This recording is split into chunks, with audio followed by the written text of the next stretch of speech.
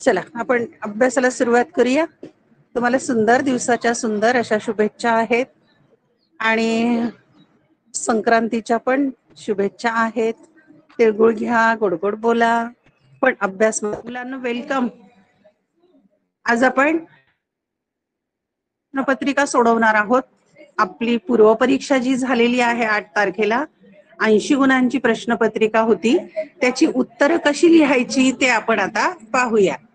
कारण अतिशय सोपी प्रश्नपत्रिका असून सुद्धा उत्तर लेखन करताना तुमच्या काही चुका झालेल्या आहेत त्या पण लक्षात येतील. माझा पेपरचा गठ्ठा चेक झालेला आहे, त्यामुळे तुमच्या काही उणिवा असतील, काही चुकलं असेल ते मी तुम्हाला सांगू शकते.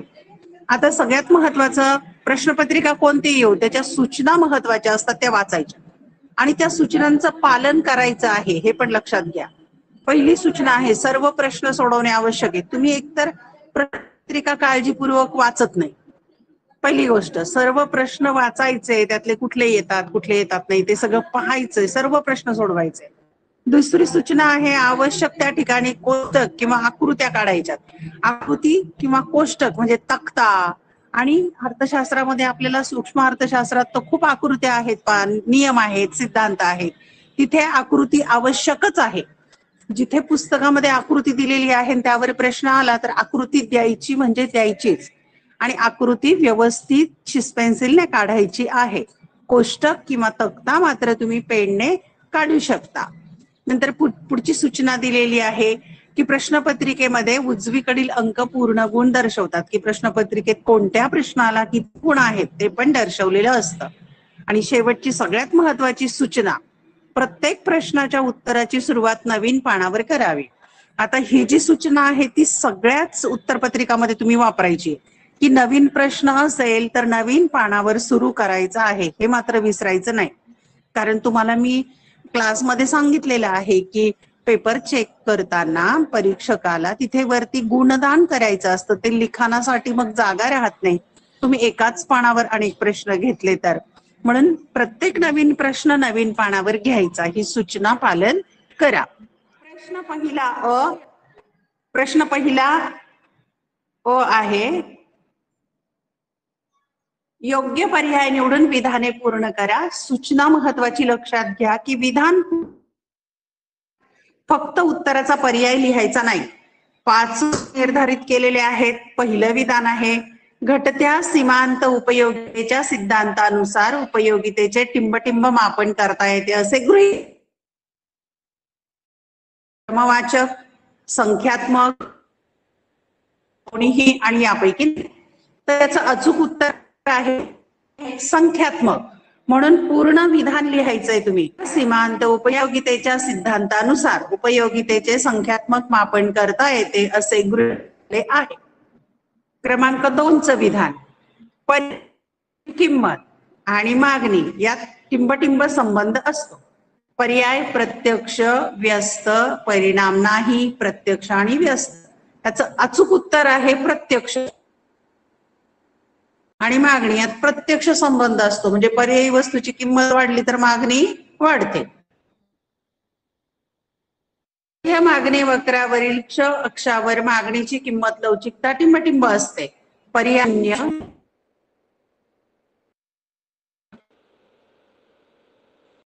शून्य. रेषीय मागणी वक्रावरील क्ष अक्षावर मागणीची किंमत लागते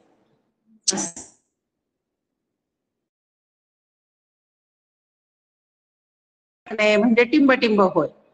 पर्याय पुरवठ्याचा घट, पुरवठ्याचा विस्तार आणि पुरवठ्यातील वाढ. त्याचं अचूक उत्तर आहे पुरवठ्यातील वाढ, वृद्धी असं सुद्धा शब्द आहे. त्याच पुरवठा वक्रावर तो सरकतो. म्हणून पूर्ण वाक्य लिहायचं, पुरवठा त्याच पुरवठा वक्रावर वरच्या दिशेने सरकणे म्हणजे पुरवठ्यातील वाढ होय. 5, 2 भिन्न कालावधीतील वस्तूंच्या किमतीतील बदल मोजणारा निर्देशांक म्हणजे टिंबटिंब निर्देशांक होय. पर्याय किंमत, संख्यात्मक, मूल्य आणि सरासरी. आता इथे 2 भिन्न कालावधीतील वस्तू, जिथे किमतीतील बदल शब्द आलेला आहे ना, म्हणून किंमत निर्देशांक उत्तर येणार आहे बरोबर. 2 भिन्न कालावधीतील वस्तूंच्या किमतीतील बदल मोजणारा निर्देशांक किंमत निर्देशांक होय. अशा प्रकारे 5 गुण याला निर्धारित केलेले आहे. पुढचा प्रश्न पाहूया. पहिल्यातलाच ब आहे, सहसंबंध पूर्ण करा आणि त्याच्यासाठी पण 5 गुण आहेत. आता चौकटीमध्ये सहसंबंध दर्शवणारा शब्द लिहायचा. मी लिहिलेला आहे ते. 1. किंमत स्वीकारणारा तो कोणत्या बाजारामध्ये असतो? मी लगेच घेतलेले पूर्ण स्पर्धा, जसं किंमत करता असतो. मग 2. उत्पादन पद्धती, त्याचा सहसंबंध आहे मालसाठा पद्धती. उत्पन्न पद्धतीमध्ये घटक पद्धती. 3. नाणे बाजार रिकामी चौकट आहे. भांडवल बाजार दीर्घकालीन निधी आहे, तर नाणे बाजार आहे कालीन निधी. 4. सर्वसाधारण समतोल स्थूल अर्थशास्त्र, तर सूक्ष्म अर्थशास्त्रामध्ये अंशिक समतोल इथे चौकटीमध्ये लिहायचं. मी मात्र साईडला उत्तर लिहिलंय, जागा कमी आहे. 5. तिचं सूत्र लिहायचंय. एकूण नग संख्या गुणिले किंमत हे उत्तर आहे. जसं सरासरी प्राप्तीचं सूत्र दिलेलं आहे, एकूण प्राप्ती भागिले एकूण नग संख्या. अशा प्रकारे 5 गुणांच्या साठी सहसंबंध स्पष्ट करायला 5 गुण आहेत. प्रश्न क्रमांक पहिल्यातलाच क आहे, विसंगत शब्द ओळखा. काही शब्दांचे गट दिलेले आहेत, त्या गटामध्ये न बसणारा शब्द ओळखायचा आहे. त्याला 5. क्रमांक 1 हवा, पाणी, सूर्यप्रकाश, सोने. आता यामध्ये गटात कोणता बसत नाही, तर सोने मी अधोरेखित केलंय. कारण काय, तर हवा, पाणी, सूर्यप्रकाश घटक आहेत, नैसर्गिक देणगी आहे ती. सोने मात्र नाही, म्हणून सोने याचं उत्तर. क्रमांक 2 भाजीपाला, अंडी, दूरदर्शन संच, फळे. आता पहा, भाजीपाला, अंडी आणि फळे हे नाशवंत पदार्थ किंवा नाशवंत वस्तू किंवा दूरदर्शन संच टिकाऊ वस्तू आहे, त्याच्या गटामध्ये बसत नाही, म्हणून उत्तर दूरदर्शन संच. 3 उत्पादन पद्धती, उत्पन्न पद्धती, बिंदू पद्धती, खर्च पद्धती. आता इथे राष्ट्रीय उत्पन्न मोजण्याच्या 3 पद्धती दिलेल्या आहेत, उत्पादन, उत्पन्न, खर्च. पण बिंदू पद्धती ही जी आहे मागणीची लवचिक पद्धती आहे, म्हणून उत्तर येणार आहे याचं बिंदू पद्धती. गटात न बसणारा शब्द विसंगत आहे. 4 एक जिन्सी वस्तू, एकच किंमत, विक्री खर्च, बाजाराचे पूर्ण ज्ञान. आता पहा, एक जिन्सी वस्तू, एकच किंमत आणि विक्री खर्च हे पूर्ण वैशिष्ट्य, पण बाजाराचे पूर्ण ज्ञान हे वैशिष्ट्य नाही, म्हणून विसंगत शब्द आहे हा. 5 बाजार मागणी, प्रत्यक्ष मागणी, पूरक मागणी. प्रत्यक्ष मागणी, अप्रत्यक्ष, पूरक हे मागणीचे प्रकार आहेत, पण बाजार मागणी हा मागणीचा प्रकार नाही, म्हणून गटात न बसणारा शब्द तो आहे. प्रश्न क्रमांक पहिल्यातलाच ड आहे, योग्य आर्थिक पारिभाषिक शब्द सुचवा. आता एक विधान दिलेलं आहे, त्याला योग्य असा पारिभाषिक शब्द सुचवायचा. 5 1 संपूर्ण अर्थव्यवस्थेच्या समतोलाचे विवेचन करणारा समतोलाचा प्रकार, त्याला समग्र समतोल म्हणतात किंवा सर्वसाधारण समतोल असं म्हटलं तरी चालतं. 2 एका देशाने दुसऱ्या देशाला केलेली वस्तू व सेवांची विक्री, म्हणजे त्याला याला आंतरराष्ट्रीय व्यापार म्हणतात. एका देशाने दुसऱ्या देशाला केलेली वस्तू व सेवांची विक्री, तर माझं टायपिंग मिस्टेक झालंय, आंतरराष्ट्रीय व्यापार. कारण एका देशाचा दुसऱ्या देशाशी, एका राज्याने राज्याचे असला तर अंतर्गत आला असतं, हे तिथं थोडं टायपिंग. 3 संगणकाचे प्रशिक्षण पूर्ण केल्यानंतर संगणकात ज्ञान उपयोगिता आहे. उपयोगितेचे प्रकार आहेत, त्यातली ही ज्ञान उपयोगिता. कारण संगणक शिक्षण घेतलंय, ज्ञान मिळवलंय आणि मग त्याची उपयोगिता वाढली. 4 2 भिन्न कालावधीत आर्थिक चलात झालेल्या बदलांचे मापन करणारे सांख्यिकीय साधन. आता 2 भिन्न कालामध्ये आर्थिक चलात काय बदल झाले, तर याला किंमत आहे, निर्देशांक. 5 शासकीय खात्यांवर आणि विविध सेवांवर केला जाणारा खर्च, त्याला म्हणतात. अशा प्रकारे 5 गुणांच्या साठी पारिभाषिक शब्द सुचवायचे आहे. प्रश्न क्रमांक पुढील उदाहरणांच्या आधारे संकल्पना ओळखून ती स्पष्ट, कोणत्याही 3च सोडवायच्या. 5 दिलेल्या आहेत आणि 6 गुण आहेत, म्हणजे 2 गुणांच्या साठी 1 संकल्पना आहे. क्रमांक 1 महाराष्ट्राने पंजाबकडून गहू केला. 2 टीनाने 50,000 रुपये एकरकमी रक्कम एका वर्षाकरता बँकेत जमा केली. 3 ललिताने वही पेनचा वापर करून निबंध लेखनाची गरज पूर्ण केली. 4 वृंदाला राज्य 5,000 भावाला पुराचा फटका बसल्यामुळे किमती स्थिर असूनही विविध वस्तूंची मागणी कमी झाली. आता याचा आपण क्रमाक्रमाने पाहूया. क्रमांक 1, महाराष्ट्राने पंजाबकडून गहू खरेदी केला. आता उत्तर लिहिताना काय लिहायचं? उदाहरणातील संकल्पना लिहायची. कोणती? तर अंतर्गत व्यापार ची आवक, खरेदी केला. त्याचं स्पष्टीकरण लिहायचं. भौगोलिक सीमांच्या अंतर्गत केली जाणारी वस्तूंची व सेवांची खरेदी म्हणजे आवक व विक्री म्हणजे जावक म्हणजे अंतर्गत व्यापार होय. कल्पना ओळखली की 1 गुण आणि स्पष्टीकरण लिहिलं की 1 गुण. एवढं लिहिणं आवश्यक आहे. क्रमांक 2, एक रकमी रक्कम 1 वर्षाकरिता बँकेत जमा केली. ही संकल्पना कोणती आहे? मुदत ठेव, फिक्स डिपॉझिट केलं, मुदत ठेव 1 वर्षाकरता. आता त्याचं स्पष्टीकरण लिहायचं.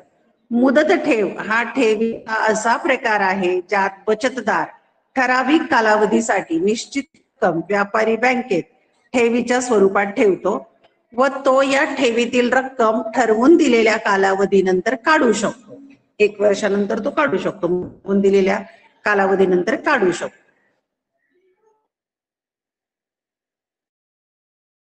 ललिताने वही पेनचा वापर करून निबंध लेखनाची गरज पूर्ण केली. उदाहरणातील संकल्पनेमध्ये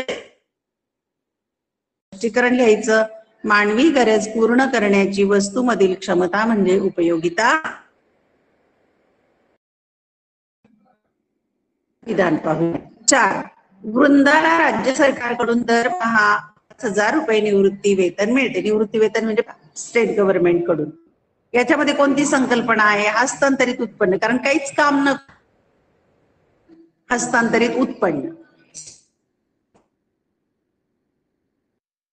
किंवा संस्थेने केलेला खर्च हा एखाद्या व्यक्तिरूपाचे उत्पादक कार्य न करता उत्पन्नाच्या स्वरूपात प्राप्त होत असेल तर असे उत्पन्न म्हणजे हस्तांतरित उत्पन्न होय.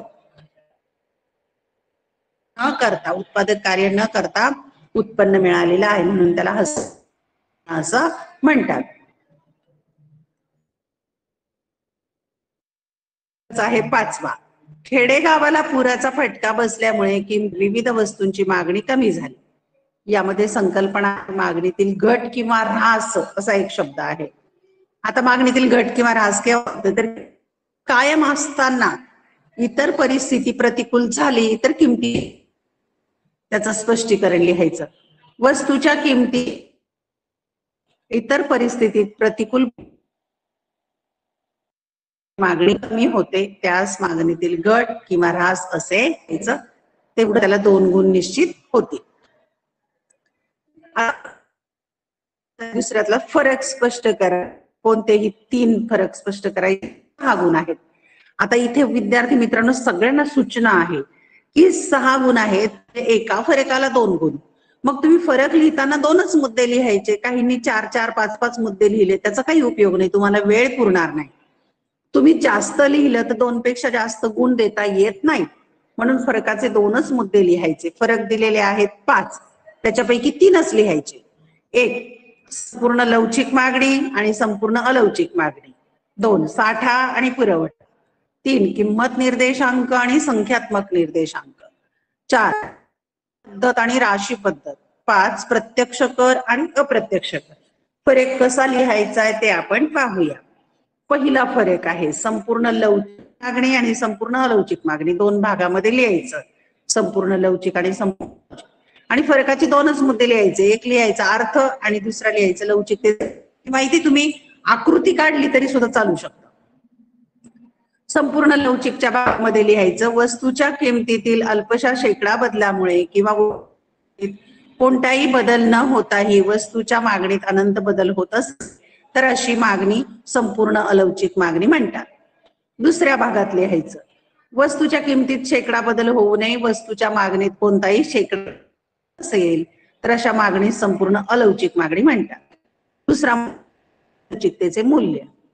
संपूर्ण लवचिक मागणीच्या प्रकारात मागणीच्या किंमत लवचिकतेचे मूल्य अनंत असते आणि मग इथे हे चिन्ह एडी बरोबर सिग्मा किंवा ए अनंत असं इलॅस्टिसिटी ऑफ डिमांड. दुसऱ्या भागात लिहायचं संपूर्ण अलवचिक मागणी आवश्यकतेचे मूल्य 0 असते आणि इलॅस्टिसिटी ऑफ डिमांड किती आहे? 0.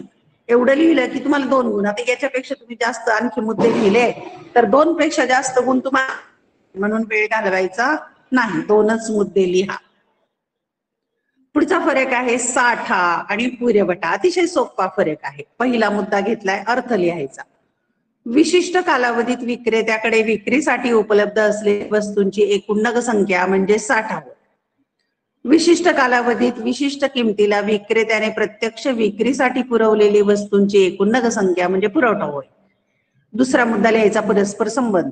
साठा हा पुरवठ्या एवढा किंवा पुरवठ्यापेक्षा जास्त असू शकतो. पुरवठा हा साठ्या एवढा असू शकतो, परंतु तो साठ्यापेक्षा जास्त असू शकत नाही. हा झाला दुसरा फरक. तिसरा फरक आहे किंमत निर्देशांक आणि संख्यात्मक निर्देशांक.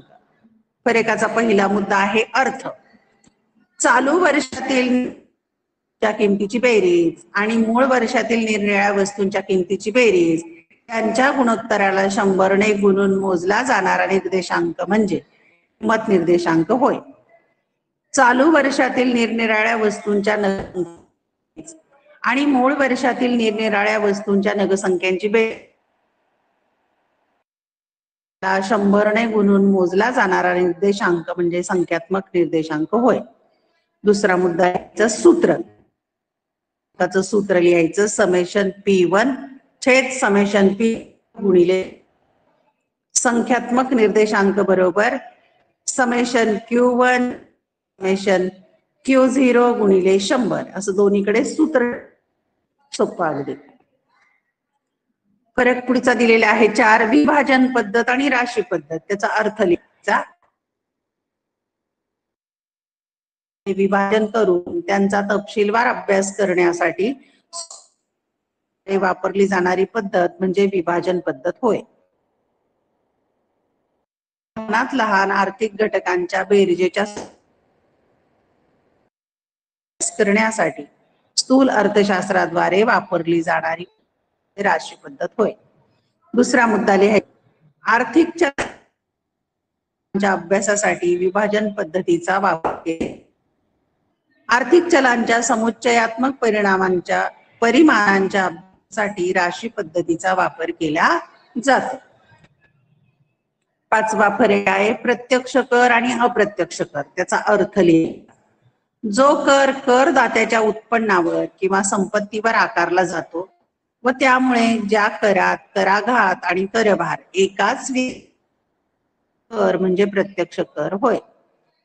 जो कर वस्तू व सेवा त्यामुळे ज्या करात करघात एका व्यक्तीवर म्हणजे विक्रेत्यावर आणि करभार दुसऱ्या व्यक्तीवर म्हणजे ग्राहकावर पडता कर म्हणजे अप्रत्यक्ष कर होय. दुसरा मुद्दा लिहायचं उदाहरण. वैयक्तिक उत्पन्न कर, संपत्ती कर इत्यादी प्रत्यक्ष कराची उदाहरणे. वस्तू सेवा कर, कस्टम ड्युटी ची उदाहरणे आहेत.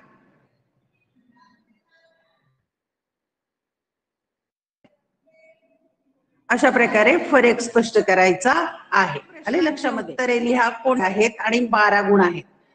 सोडवायचे म्हणजे 4 गुण आहेत एका प्रश्नाला आणि दिलेले 5 आहेत. 5 पैकी 3च सोडव. क्रमांक 1 विदेशी व्यापाराची संकल्पना स्पष्ट करून प्रकार स्पष्ट. 2 व्यापारी बँकांचे कार्य स्पष्ट करा. उत्पन्न स्त्रोत स्पष्ट करा. 4 निर्देशांकाचे अर्थशास्त्रातील महत्व स्पष्ट करा. 5 मागणीची लवचिकता मोजण्याची एकूण खर्च पद्धती स्पष्ट करा. आता याचं उत्तर कसं लिहायचं? एकेकाचं व्यापाराची संकल्पना स्पष्ट करून प्रकार स्पष्ट करा. विदेशी व्यापाराची संकल्पना स्पष्ट करायची आहे आणि प्रकार पण स्पष्ट करायचे, हे लक्षात घ्या. आता त्यामध्ये आपण विदेशी व्यापाराची संकल्पना पुढील मुद्द्यांच्या आधारे स्पष्ट करण्यात आली म्हणजे व्याख्या द्यायच्या तिथे आपण. क्रमांक 1 विदेशी व्यापार म्हणजे जगातील विविध देशात केला जाणारा व्यापार होय. विदेशी व्यापाराला आंतरराष्ट्रीय व्यापार किंवा बाह्य व्यापार असेही म्हणतात. 2 प्राध्यापक मॅक्स वॉसरमन आणि हल्टमन यांच्या मते विविध देशातील रहिवाशांमध्ये चालणाऱ्या व्यवहारांचा समावेश आंतरराष्ट्रीय व्यापार. विदेश व्यापाराचे प्रकार पाहूया आपण.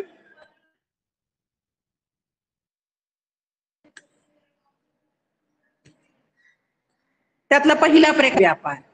एका देशाने दुसऱ्या केलेली वस्तू व सेवांची खरेदी म्हणजे आयात व्यापार होय.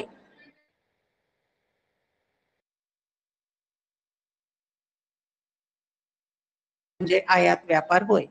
उदाहरणार्थ भारताने इराक, कुवेत देशातून पेट्रोलियमची केलेली खरेदी. दुसरा प्रकार आहे निर्यात व्यापार. वस्तूंची व सेवांची विक्री म्हणजे निर्यात व्यापार होय. स्वदेशाकडून परदेशात वस्तूंचा होय. उदाहरणार्थ भारताने चीन, हाँगकाँग, सिंगापूर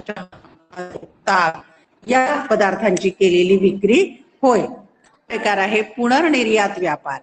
एका देशातून आयात केलेल्या वस्तूंवर प्रक्रिया करून त्यांची दुसऱ्या देशात केलेली निर्यात म्हणजे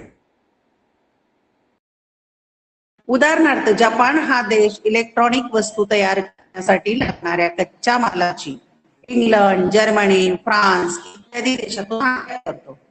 कच्च्या मालावर प्रक्रिया करून त्यापासून रेडिओ, धुलाई यंत्र, दूरदर्शन ह्या इलेक्ट्रॉनिक वस्तू बनवतो व या वस्तूची विविध देशांना निर्यात करतो.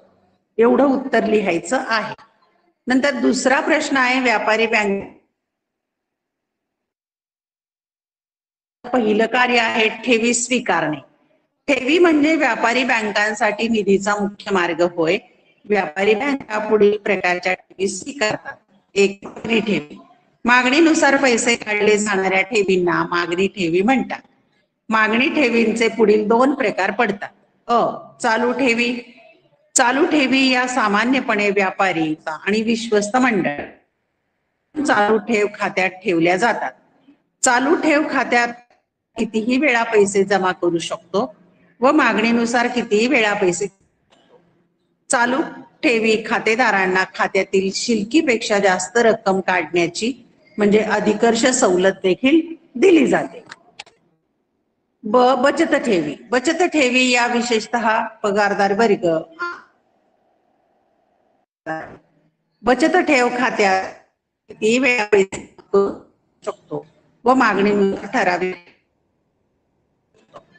दोन, मुदत ठेवी. निश्चित कालावधीसाठी ठेवल्या जाणाऱ्या ठेवींना मुदत ठेवी म्हणतात. मुदत ठेवींचे पुढील दोन प्रकार पडतात. अ, आवर्ती ठेवी. आवर्ती ठेवी या विशेषतः अल्प प्रमाणात बचत करणाऱ्या बचतदारांकडून नियमित ठेव खात्यात ठेवल्या जातात.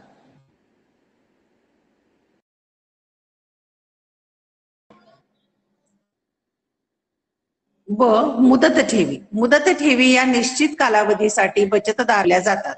बचतदारा नंतर काढता येते. मुदत ठेवींवर सर्वाधिक दराने व्याज दिले जाते. कर्ज देणे. व्यापारी बँका ठेवीदारांना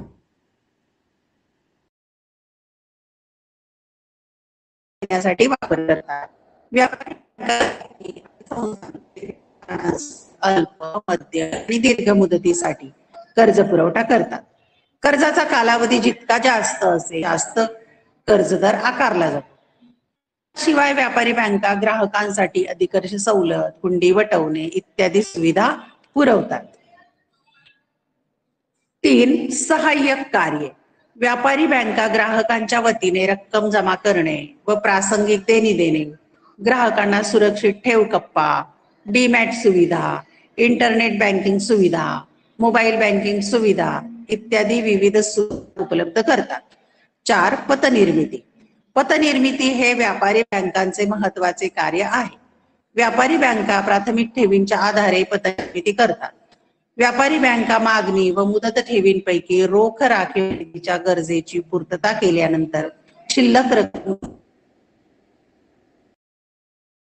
व्यापारी बँका कर्ज देताना कर्जाची रक्कम कर्जदारांच्या खात्यावर जमा करतात.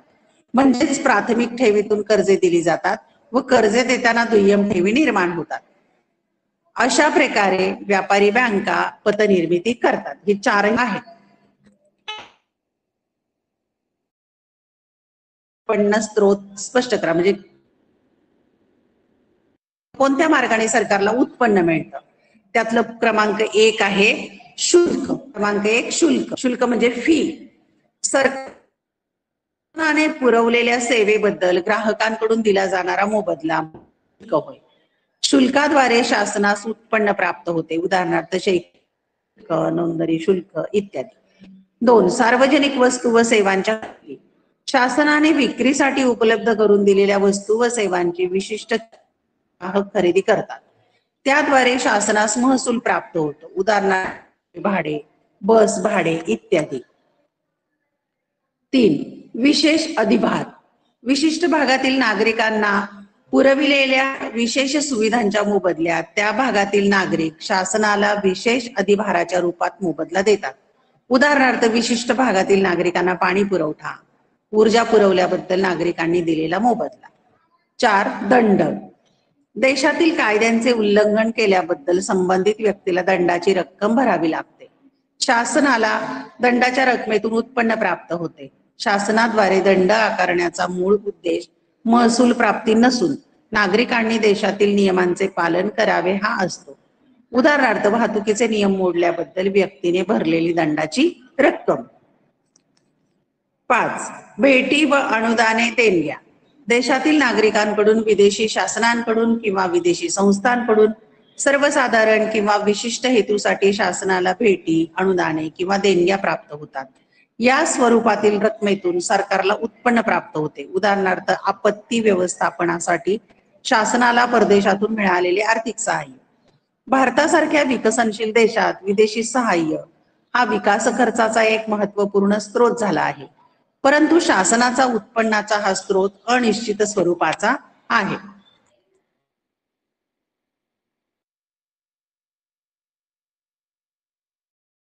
लोकांना परावृत्त करण्याच्या वस्तूंवर आकारलेला कर म्हणजे विशेष कर.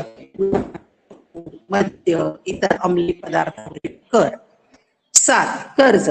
अंतर्गत किंवा बाह्य स्रोतांच्या आधारे कर्जाऊ रक्कम उभारणे हा आधुनिक शासनाचा स्रोत आहे.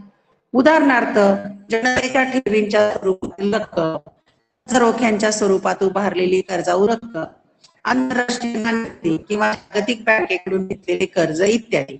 आता महत्वाची गोष्ट, अपेक्षित मात्र 8 गुण लिहावे, 8 लिहावे. आता इथे 4च लिहायचे. निर्देशांकाचे अर्थशास्त्रातील महत्व स्पष्ट करा. त्याचा पहिला मुद्दा आहे योग्य आर्थिक धोरण ठरविण्यासाठी उपयुक्त. धोरण निर्मात्यांना योग्य आर्थिक धोरणदर्शक तत्वे म्हणून निर्देशांक उपयुक्त ठरतात.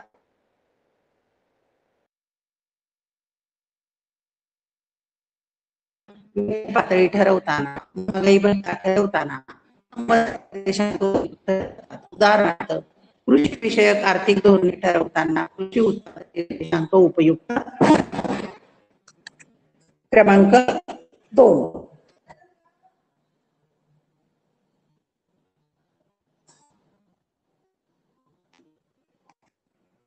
आवाज येतोय का? हो मॅडम. हॅलो, येतो मॅडम. आवाज येतोय? हा.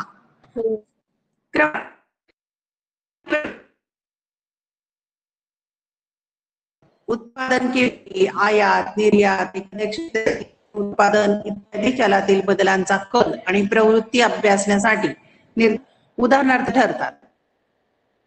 या कालावधीत भारतातील औद्योगिक उत्पादनातील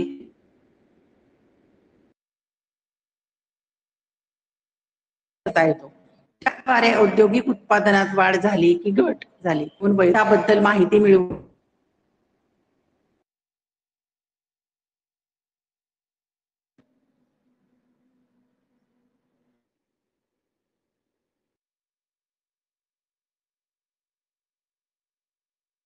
त्याच्या बाबतीत भूतकाळापासून ते वर्तमानाद्वारे मोजमाप करता येते व त्याद्वारे संबंधित बाबतीत भविष्यात किती प्रमाणात होतील याविषयीचा अंदाज होते. उदाहरणार्थ 2009 ते 2014 आणि 2014 ते 2019 या कालावधीत भारतातील निर्यातीत सातत्याने उतरल्याचे निर्देशांकाच्या आधारे निदर्शनास आल्यास त्याद्वारे भविष्यातही म्हणजे इतर सर्व परिस्थिती स्थिर असल्यास हापूस आंब्याच्या निर्यातीत वाढ होईल असा अंदाज बांधता येतो. 4. चलनवाढीचे मोजमाप करण्यास उपयुक्त. किंमत पातळीत वेळोवेळी होणाऱ्या बदलांचे मोजमाप करण्यासाठी निर्देशांक उपयुक्त ठरतो. त्यानुसार शासनास महागाई विरोधात विविध आर्थिक धोरणे आखण्यासाठी निर्देशांक सहाय्यभूत ठरतो. 5. आर्थिक माहिती वास्तव स्वरूपात सादर करण्यासाठी उपयुक्त. वस्तूंचे उत्पादन, राष्ट्रीय उत्पन्न, वस्तूंच्या किमती, वेतन दर इत्यादी चलांवर होणारा चलनवाढीचा परिणाम वगळून विशिष्ट कालावधीत त्या चलात वास्तव स्वरूपात झालेल्या बदलांचे प्रमाण मोजणे तो उपयुक्त ठरतो. अशा प्रकारे आर्थिक माहिती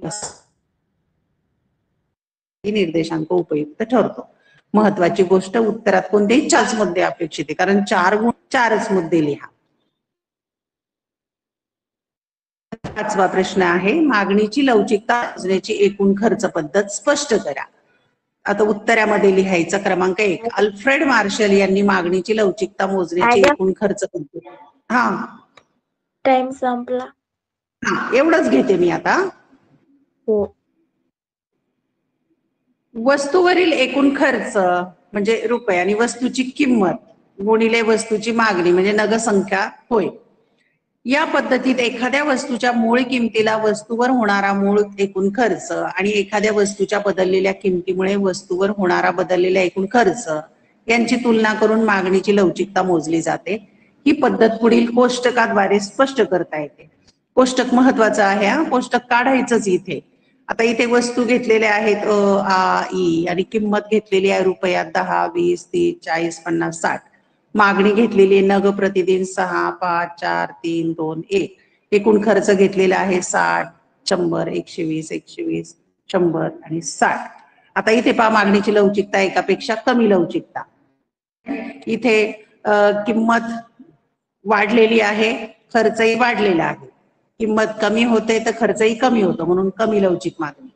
तर इथे एक लवचिक मागणी आहे, म्हणजे किंमत वाढली काय आणि किंमत कमी झाली काय, 120 खर्च कायम आहे म्हणून एक लवचिक. आणि एकापेक्षा जास्त लवचिक केव्हा, किंमत वाढली खर्च कमी झाला, किंमत कमी झाली खर्च वाढला म्हणून जास्त लवचिक मागणी असं त्याला म्हणतात. हा तक्ता लिहायचाच आणि त्याचं स्पष्टीकरण करायचं. 1. कमी लवचिक मागणी.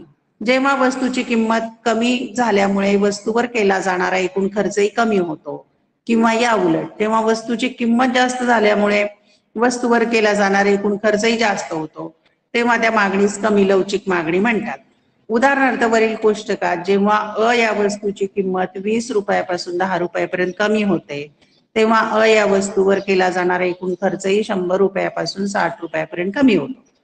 तसेच या उलट अ वस्तूची किंमत 10 रुपयापासून 20 रुपयापर्यंत वाढते, तेव्हा अ या वस्तूवर केला जाणारा एकूण खर्चही 60 रुपयापासून 100 रुपयापर्यंत.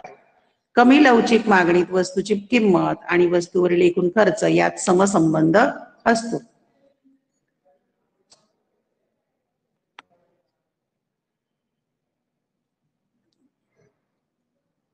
एकक लवचिक मागणी. जेव्हा वस्तूची किंमत कमी झाल्यामुळे किंवा जास्त झाल्यामुळे वस्तूवर केला जाणाऱ्या एकूण खर्चात बदल होत नाही, म्हणजेच एकूण खर्च स्थिर राहतो, तेव्हा त्या मागणीस एकक लवचिक मागणी म्हणतात. उदाहरणार्थ वरील कोष्टकात जेव्हा आ वस्तूची किंमत 40 रुपयापासून 30 रुपयापर्यंत कमी होते, तेव्हा आ वस्तूवर केला जाणारा एकूण खर्च 120 एवढा स्थिर राहतो. तसेच या उलट आ वस्तूची किंमत 30 रुपयापासून 40 रुपयापर्यंत वाढते, तेव्हा आ वस्तूवर केला जाणारा एकूण खर्च 120 रुपये स्थिर राहतो. 4. जास्त लवचिक मागणी. जेव्हा वस्तूची किंमत कमी झाल्यामुळे वस्तूवर केला जाणारा एकूण खर्च वाढतो, किंवा या उलट जेव्हा वस्तूची किंमत जास्त झाल्यामुळे वस्तूवर केला जाणारा एकूण खर्च कमी होतो, तेव्हा त्या मागणीस जास्त लवचिक मागणी म्हणतात. उदाहरणार्थ वरील कोष्टकात जेव्हा ई या वस्तूची किंमत 60 रुपयापासून 50 रुपयेपर्यंत कमी होते, तेव्हा ई या वस्तूवर केला जाणारा एकूण खर्च 60 रुपयापासून 100 रुपयापर्यंत वाढतो. तसेच या उलट ई या वस्तूची किंमत 50 रुपयापासून 60 रुपयापर्यंत वाढते, तेव्हा ई या वस्तूवर केला जाणारा एकूण खर्च 100 रुपयापासून 60 रुपयापर्यंत कमी होतो. जास्त लवचिक मागणीत वस्तूची किंमत आणि वस्तूवरील एकूण खर्च यात व्यस्त संबंध असतो. अशा प्रकारे प्रश्न आपण थांबूयात. 3 प्रश्न आपण सोडवलेले आहेत. हा पुढचा 4था, 5वा, 6वा प्रश्न पुढील लेक्चर मध्ये आपण घेऊया. व्हिडिओ लेक्चर रेकॉर्ड केलेला आहे. युट्यूबला जाऊन पुन्हा तुम्ही ते पाहू शकता. आले लक्षामध्ये?